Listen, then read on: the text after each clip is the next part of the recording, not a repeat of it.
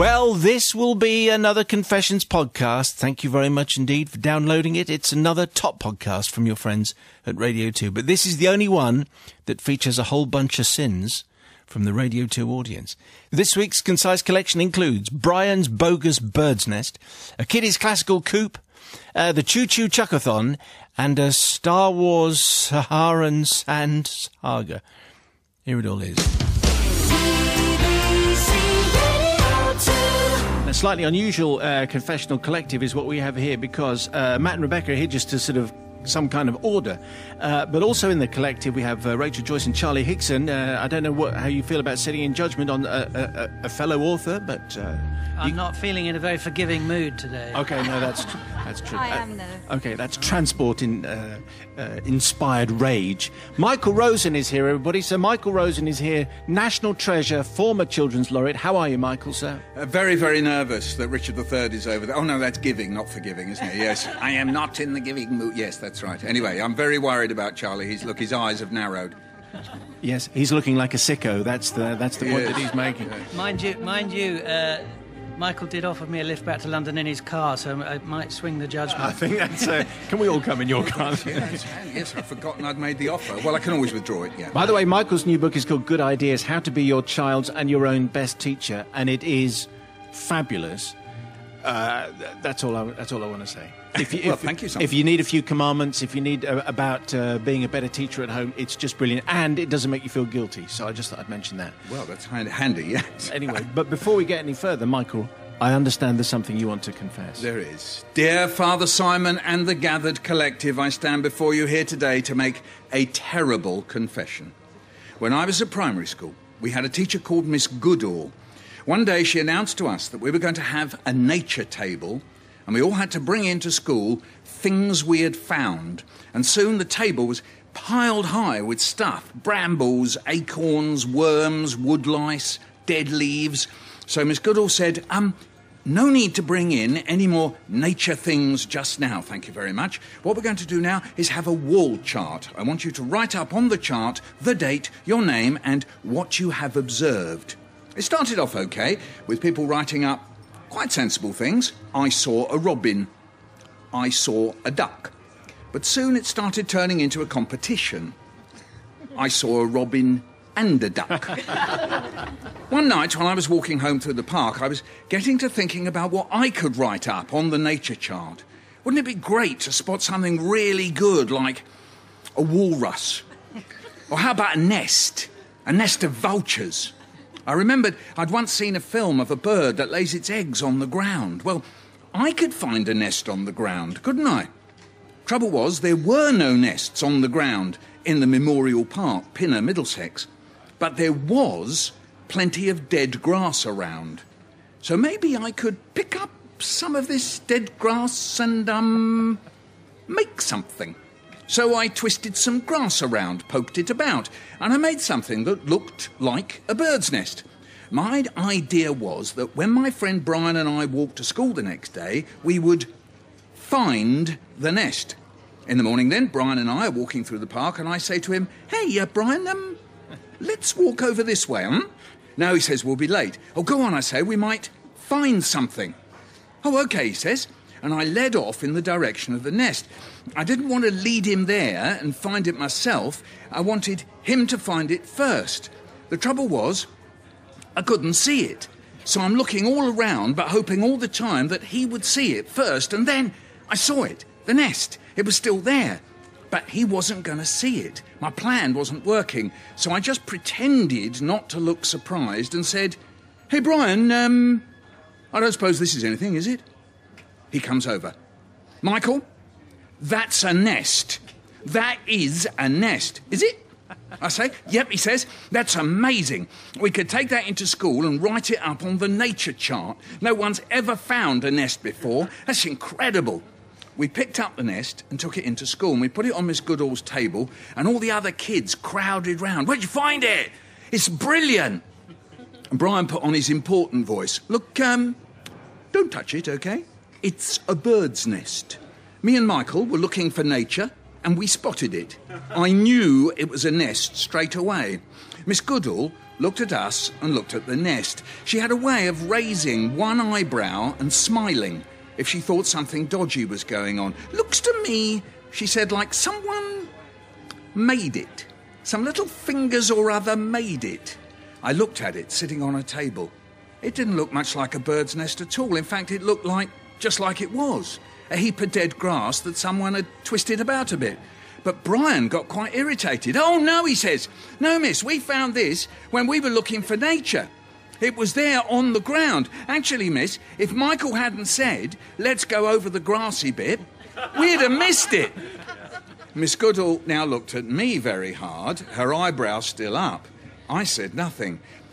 "Can we write it up on the nature chart now?" Brian says. "No, Miss Goodall." "No," says Miss Goodall, "not just now." We didn't get to write it up all that day or the next. The nest sat on Miss Goodall's table, getting looser and looser, until all it was a heap of dead grass. I hated looking at it. Surely everyone could see now it was all a trick. Someone was bound to say that we had made it. But no one said anything, and Brian kept going on about what a great find it was. A week or so later, we got to school, and the nest was gone. So was the nature chart. Brian said, "Miss Goodall, why have you taken down the nature chart?" "Oh," she said, "I thought it was time for a change." And anyway, she said, looking at me, "Things were getting a bit silly, don't you think? But if you want your nest back, boys, I've put it under the sink." "Great," said Brian. "I'll take it home and keep it in my room. When you come over my place, Michael, you can look at it any time you like." "Thanks," I said. He put it on his chest of drawers in his bedroom. Every time I went over to his place, he would show it to me and talk about the great day that we found a real bird's nest on the ground in the Memorial Park. He said he loved looking at it, thinking about the bird that made it. I didn't ever tell him that it was me. Brian and I went to different secondary schools. Then I moved out of the area, and when many years later I visited my old school, I found out that, tragically, he had died when he was 17. I hope that the collective can find it in their hearts to forgive me. Well, that's Michael Rosen's extraordinary confession with lots of audible punctuation. I think people will have noticed audible exclamation marks and everything. Now let's get our guest confession types here. Charlie Hickson is all poised and ready to go. Charlie, what do you make of that? Can you forgive? Well, although he did a terrible, terrible thing, he did actually bring quite a lot of happiness into Brian's life, I think. And Brian seemed to be blissfully happy through it all. So as it did no harm to anyone. And you're going to get a lift home. And as I'm going to get a lift Yes. home. Yeah. You're going to forgive. He's forgiven. Thank you. Rachel. Yeah, I'm definitely going to forgive you. Because as I was listening, I thought it's a bit like making a story, what you did. And you gave him a story in something he believed in. And it doesn't matter that it maybe wasn't quite the truth. It was a positive thing. There's a novelist speaking there. The voice of the hard-bitten journalist is Rebecca. The way I see it is that you cheated on a school nature project. There you go. See? And you made Brian look a bit silly, even though Miss Goodall, she rumbled you. But she, and probably half the class, were laughing at Brian behind his back because it was pretty obvious that this was I hadn't thought of that. a handmade nest. I love the way it's a nest and not a kind of prehistoric fossil. It was just a nest. Yes. I mean, why couldn't you find nests anyway? They're everywhere, aren't they? Anyway, apart from that... Not him a on the hard ground in time. the Memorial No, Park, clearly as it not. happens. Clearly They not. tend to have to be lapwings or something on a beach. Yeah. I think, Brian never knew any difference. So, actually, having been quite harsh with you, I'm going to forgive you. Oh, thank you. That's 3. Right, we got one Yeah, more to but go. now you've just got Brother no, Matthew. I mean, let's be honest. The villain of this piece is not you, Michael. The villain of this piece is Miss Goodall, who clearly didn't have the strength of her convictions to say, "That's not a real nest, you made that yourself," but just starts dropping little hints everywhere and thinking that we're all going to buy that. Well, I'm not buying that. I say, Michael, good for you for creating this nest, and Brian was obviously very happy with his nest that nobody apparently in his family realised was made by hand. So it's Miss Goodall that doesn't get forgiven. You definitely get forgiven. Michael, it sounds as though you're forgiven, sir. Well, I'm mightily relieved, and of course this takes us all the way back to the permissive 1950s. As we know, the 1950s... Oh, no, that was the 1960s, wasn't it? But anyway. Michael Rosen, you also get a round of applause from our select audience. Thank you kindly. Thank you.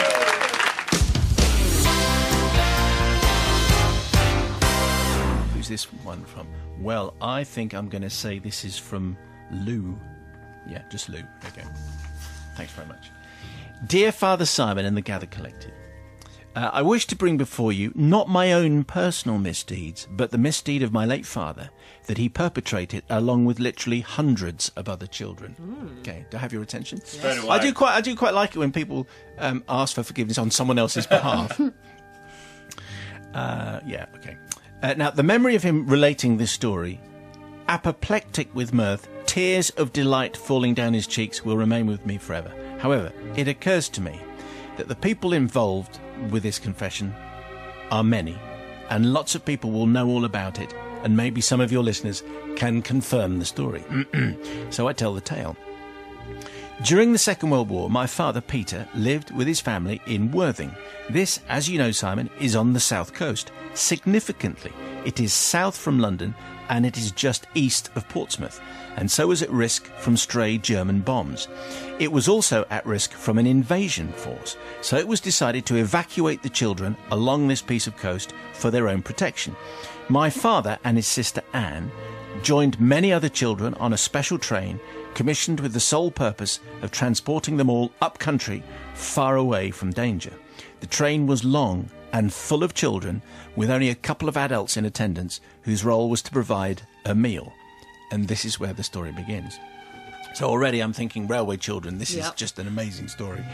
You will realise that the country was well into rationing by this time, and the quality of the food served that day, no doubt cooked en masse and then heated up on the train, was not great. Your own Nigel, no doubt, could do better. Well, let's just assume that he could do better than wartime food, yes. The first course was some sort of soup. Probably something like leek and potato, but with no leeks and hardly any potato. It was, as my father remembered, disgusting. In fact, the worst soup he had ever encountered, and this was a universally held view on the train. The children, being children, therefore wondered what mischief they could get up to. And then came the collective decision, an unspoken truce between all of the children on the train.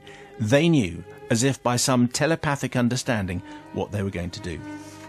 For you see, Father Simon, this train was travelling through the countryside, transporting these pearls of youth to safety, and people were coming from miles around to stations on the route to wave them on their way as they passed by. And so, at the next station, they threw their hideous soup out of the windows, thus splattering the cheering, waving well-wishers with this foul concoction. They did the same with the main course at the next station, which was a stew and dumplings, with spectacular results. My father thinks that the main course was stew and dumplings, but he never forgot the pudding. So I'm able to tell you that at some point on the journey, as they continue their journey north, the people standing expectantly on a station platform, ready to wave these brave little souls on their way, were plastered from head to foot with hot rice pudding. At the next station, the bowls went out, and then finally the spoons. Anyway, Father Simon, can I ask forgiveness, please, for this train full of children?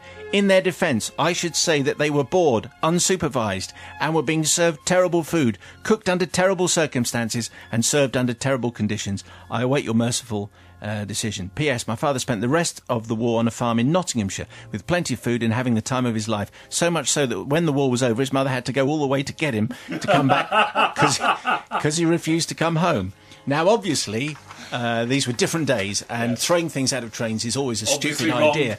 And dangerous, too. And extremely dangerous. But let's say, what an extraordinary story, because you can just picture it. A train full of evacuated children with some horrible soup on their hands. What mirth can they come up to?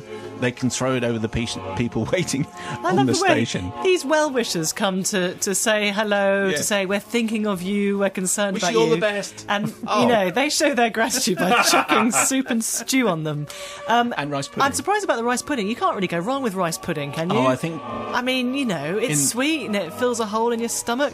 It must have been really bad for them to throw that out the window. I think the children, that they were having a laugh under difficult circumstances. As true. Children do, they retain their sense of humour. So I think it was a great thing to do, and I think obviously the people who had come to wish them well will also have a good anecdote to tell. So I'm going to forgive. And in general, if you look at mitigating circumstances, being evacuated is quite strong up there. Sister Bobby from the Priory. Exactly. Stressful, being taken away from your home, your family. If someone or a collection of young kids had just the wherewithal to go, I tell you what, we've got to make fun out of this. We've got to do something to get through.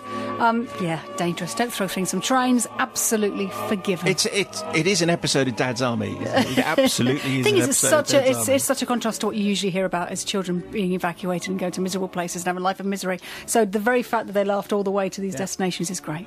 Brother Matthew's going to have something to say here. I tell you the best thing about this is that these people who are on the train, whose job it was to serve the food, obviously kept serving them the food. Even though, the soup's gone out the window and covered everyone on that platform, let's serve them some stew and dumplings and then some rice pudding. Yeah, that's fine. Oh, that's gone out the window as well, has it? Brilliant. Excellent. Well done, us. I'm definitely going to forgive, because it's a great little tale and a lot of fun, and I'm sure it was appreciated even by the people on the platform. In retrospect. In retrospect, having been covered in rice pudding and stew and dumplings. Jenny says, and it's easy to see how this one attracted the attention of everybody. Dear Simon and the ever-forgiving and totally gorgeous collective. Oh, yes. There's the first Already. one. I've been prompted... excuse me.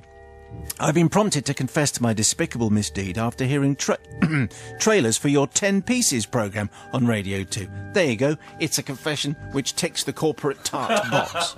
That's us. So we're in. In early 2000, having finished my degree, I moved to the only area I could afford, a rather dodgy part of a large city. My daughter, we'll call her Susan, was just about to start school. Having toured the local primary school, imagine kids being frisked upon entry and engaging in somewhat antisocial behaviour, I decided that with some child tax credits, sacrificing a social life and ditching my car, I could actually afford to send Susan to the local alternative private school. Now, this school didn't bother about league tables or literacy or SATs or other such nonsense. No, they encouraged the 5-year-olds to freely express themselves, lead their own learning and other wacky techniques. Timetabled activities including art appreciation, poetry... Now, I think Jenny is being sneery here. Lead their own learning, wacky techniques, timetabled activities including art appreciation, poetry, sign language, they spent an entire term not speaking, and free dance. One of Susan's favourite lessons was music appreciation. The little darlings would huddle around a CD player, listening intently to a classical piece, and then discuss how it made them feel. Worth the money, I think. I think those are quite good. Anyway, my daughter stayed happily at the school until the final year of primary school, when my money ran out, and the government introduced a scheme where you were allowed to get a school place out of your catchment, and I secured a place in a nice middle-class suburb nearby, says Jenny. As I waited to collect Susan at the end of her first day at the new school, the headmaster approached me. "Do you have an interest in classical music?" he asked. "No," I said. "I'm more of an ABBA girl myself." "Is Susan's dad into classical music?" he asked. "No, I'm a single mum," I said. Says the headmaster. "No one in your family into classical music or ballet?" Well, after explaining that the entire family was sport mad and wouldn't be seen dead at a ballet or listening to classical music, the headmaster explained that they thought Susan, my daughter, obviously had a photographic memory, often found in child geniuses, and that she was going to be put as a result of this into a selected group of 8 pupils who every afternoon would have specialist small group teaching designed to help the talented pupils get top grades in all SAT subjects and thus boost the school's league table position and reputation. I was somewhat surprised, but the headmaster soon explained how he'd come to this conclusion. The very first assembly of Susan's new school, the headmaster had played a piece of classical music as the pupils entered the hall. "I'll give anyone 50p, he says, if they can tell me who wrote this piece of music." A solitary hand shoots up at the back.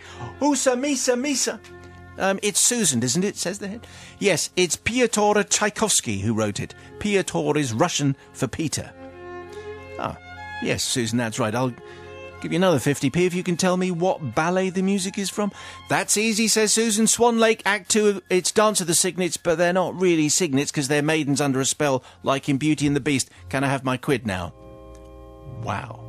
Now, the honest truth, Father Simon, is that this was actually the only piece of classical music she knew anything about. She just happened to have studied the exact piece of music in a lot of detail during music appreciation the term before. But the consequences of all this were profound, and this is where the forgiveness is needed. Not for the poor boy who was removed from the group to make way for Susan. He was one of those irritating overachievers with a pushy mum anyway. Nor am I asking forgiveness for stuffing up the headmaster's plan for total league table domination. Sats and league tables, pah! Now, I ask for forgiveness from the semi-retired teacher brought in at great expense to teach the talented group, who was told by the head they had a child genius on his hands, who turned out to be happily and delightfully average. Yours apologetically. It's Jenny. Well, there's an interesting tale. I'm sure there's a lot of parents who are very interested in that, particularly if they're trying to get their kids into schools, and who knows, there's all kinds of ways that these things happen. Well, anyway, yes. I'm kind of in a very similar situation myself, in that I am in the process of trying to find a it's secondary you I was school for thinking my of. son. Yes. You couldn't expect the mother to go and talk to the headmaster and say, "I'm sorry, my daughter should not be in this top set Just because tell she's him, not Piotr Tchaikovsky." Piotr, exactly. She's nobody in their right mind would go and tell the headmaster that she shouldn't be in that set. No. So that's completely understandable. I think it's definitely the school's fault for just placing that one bit of knowledge, using that one bit of knowledge as a reason to put her in. They should have had a far more rigorous test to test the people who should go into the top set. So I think it's ridiculous. It's all the school's fault. And Jenny, you are forgiven. Maybe it's just me, but I would have thought if you're 5 or 6 and you spend your time with these so-called wacky things like poetry and sign language and free dance, isn't that quite a fun thing to do? If you're 5 or 6, isn't that far more useful in anyway? What do I know? That's a controversial point of view. Well, I'm a bit QI about that. Anyway, what do you think there, the Bobster? I was just about to say, going to that unconventional school paid off, didn't it, in the end? Because she got into it, however she got in, that little bit of information, and sometimes it is just the tiniest thing that tips the balance. And if she wasn't a child genius, at least she got her daughter the best chance ever. That's a very, very good point. So, completely forgiven, and the little girl made £1. That's a very good point as well. Music appreciation and a quid up. What do you think, Matthew? Well, first things first. I don't think Jenny's in any position to start calling anyone else a pushy mum. She was obviously having the best thoughts of her daughter at heart and all those kind of things, but wasn't exactly backwards and going forwards either. So, what this brings us to, I think, is an important life lesson, which is always know a small thing about a lot of things, and that's what Susan's managed to do. She's known one thing about classical music and everyone suddenly thinks she's a genius, so good for her. So I am not going to forgive for reasons I've not really thought out properly. Not forgiving. No, okay. Sorry. No forgiveness there for Matthew. Very coherent, I think. Anyway, the music's up and running. Here we go with another Drive Time confession. This one comes from Robbie. Thank you very much indeed. The novice is in the house just ahead of serving up partridge in sherry. Food for the masses, Nigel. We'll find out. Dear Father Simon and the exquisite exonerators, which I quite like because I don't think we've had that before. This confession goes back some years ago. Not long after the release of the first of the distinctly average Star Wars prequels, and before I was married to my lovely wife. We had been together a couple of years and decided for our summer holidays to visit Tunisia, thinking it might be somewhat less commercial and overcrowded than the Majorcan resort that we'd been to the year before. A tad more exotic, yet still within our rather tight budget. And we were not mistaken. The first week of our 2-week all-inclusive in Hammamet was a joy. The hotel was all but empty. The town had a fantastic old Medina, and there was the added bonus of being able to take a 2-day safari into the Sahara to visit some of the locations where they had actually shot your actual Star Wars movies. How genuinely thrilling was that? Very, very thrilling for everyone. We ummed and ahed, but we eventually plumped for the full Jedi and Death Star Star Wars safari. And over the middle weekend, a group of tourists traipsed out in big 4x4s that had the speedometers disabled and were driven by madmen who seemed to think that they were doing the actual attack run from the Death Star themselves. We visited Uncle Owen's farm, the place where the Sand People actually attacked Luke. It is made up, by the way. And also the full standing set of Mos Espa. I can't remember what that is. Yeah. What's that? That's right. No. What's that? Isn't that where they do the trading, or is that the other place? Yeah. Whatever. Yeah, that's good. That'll be it. It's a thing in Star Wars. These are not the droids you're looking for. That bit. No, that's Very- Mos Eisley. Oh, sorry. Very good, and you actually did the little hand movement. Yeah, and the voice, that was spooky. The town in the Phantom Menace. Oh, here we go. He explains it. The full standing set of Mos Espa. The town in the Phantom Menace where Here they we go. found little Anakin. Read Yeah. on. There were buildings, there were streets, strange pipes and towery things sticking out of the ground, the whole works just sitting there unattended in the middle of the desert. Having been a fan since the first movie came out in the 70s, I took many, many photos, and my then girlfriend and I returned from the trip into the desert even happier than we'd set out, because we'd also become engaged.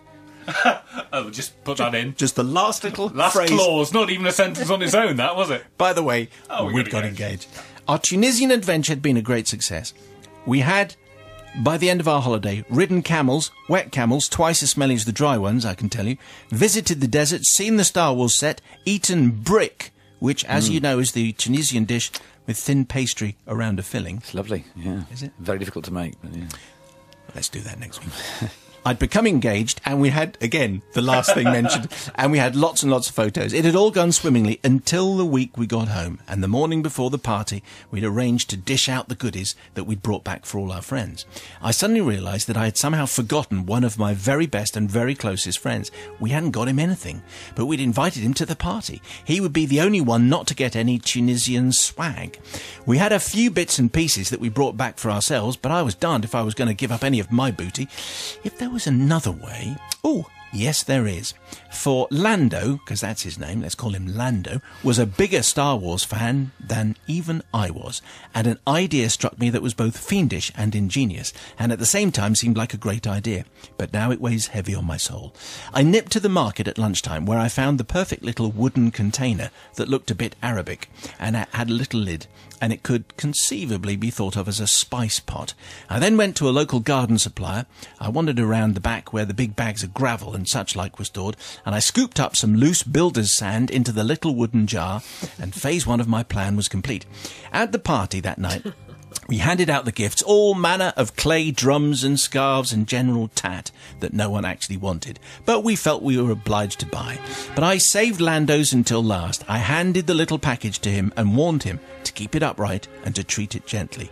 He opened it, found the little pot of sand alongside a provenance photo from our Star Wars trip to the Sahara and a little note that simply said, "Genuine sand from Luke Skywalker's home, Tatooine." Lando actually wept. Oh, dear. He was totally overcome at the idea of actually owning something so very special, and that I had put so much thought into his gift and hadn't just returned with a traditional bottle of undrinkable old liqueur which was local to the area.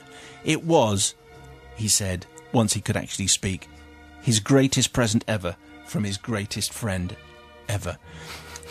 To be honest, though, Father Simon, I've not seen him for a while now. You know how friends drift apart, and if he's listening to this, I might expect a knock on the door any day, at which point I'll no doubt receive my due comeuppance. But until that day comes, I ask you for forgiveness for shamelessly tricking my very good friend, who I was later told had a glass box made to proudly display the jar, the photo, and the note. He has for years proudly displayed this unique piece of movie memorabilia. I humbly seek absolution for this terrible act of deception, and more importantly, for letting him live the lie that he had actual sand from Tatooine in his glass box. Oh my goodness me, let's see what the collective make of this. Do you think he actually thought it was from Tatooine, or do you think he thought it was from the From film the film set? From okay, the film so he set wasn't in... that... I don't Stupid. think I don't think he thinks Tatooine actually yeah, exists. all right, okay, Yeah, so I just wanted to off his clarify head, that. stupid. Yes. Yeah. Yeah, no, so just I clarify. love this confession. Who knew there were Star Wars safaris? I didn't. I want to go on one now. Is that good? Yes. Yeah, I think it was a very ingenious plan when he realised he'd forgotten the present. I mean, Lando never knew any different until now. It would have been quite bad if he tried to sell it on eBay or something, or Yes. on another auction site. If someone tested it and said, look, this is actually just from a builder's yard. But he clearly didn't. He's been proudly displaying it. So I think if he's listening, he's probably going to be a bit annoyed. But I think because it was such a clever ruse, I'm going to forgive you. Novice Nigel. It was a clever ruse, but I don't quite understand why when you go on holiday you have to buy all your mates presents. Well, that was a So- little bit extreme. Yeah, I mean, maybe it didn't go away It's very very often. kind, isn't it? It is. Yes. A little bit extreme. It's a bit- I think Rob is a bit needy. I mean, every time, and also the fact But he was too tight then to pass over one of his own presents. Yeah. So he went there to go to the Wasn't builders. that much of a friend. Yeah. And he's lost touch with Lando, and he's now confessed it publicly to millions of people. So, never mind Lando being a bit silly. Robbie, you're off your head. I'm afraid I'm not going to forgive you because you really made a mess of this one. Okay, Brother Matthew. Well, one bit of sand is pretty much the same as any other bit of sand. And so, you know, I don't see the big problem. He's got a present for his mate because he knew that his mate was a massive Star Wars fan. That sounds very nice to me. I don't have a problem with him giving something that looks like something else because, you know, if anyone who's been to Berlin, if you go to Checkpoint Charlie, you can't move for people saying, oh, this is a genuine piece of the Berlin Wall that I've got inside this Perspex box, and then funnily enough they're still selling them. How does that work 30 years after the event? So I'm going to say definitely forgiven, because do you know what, one bit of sand's the same as the other, and he wouldn't be the first to cheapen the Star Wars franchise. All right, well, I'm looking at you, Jar Jar Binks. Well, they were this week's tales. Did you forgive anyone? I suspect you probably didn't. Anyway, did it provoke a guilty thought in your breast? Send in your own confessions, please, to this address, confessions@bbc.co.uk. More in a week, and the Weekly Mayo available to download now and every Friday. Thank you so much.